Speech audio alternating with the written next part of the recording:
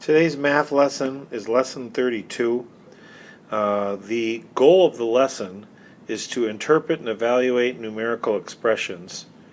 And in these expressions, we're including language that involves scaling and some dividing of fractions. So as an example, we're going to do 6A from the kids' homework. It says that Lee is sending out 32 birthday party invitations, and she gives 5 of the invitations to her mom to give to family members. So I'm hearing that she's taking away 5 invitations.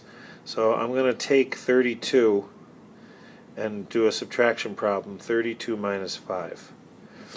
The rest of the problem says that Lee mails a third of the rest, and she takes a break to walk her dog.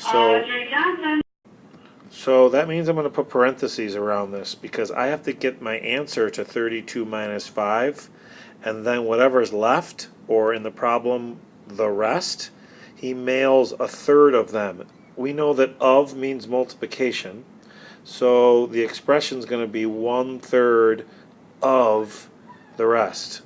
So this is an expression that we would show here. If you're interested in solving the expression, we learned in practice today in class that you always do what's in parentheses first. So 32 minus 5 is 27, and then you take 1/3 times that, and you do top times top and bottom times bottom, and the answer to the expression, if you were evaluating it, would be 9.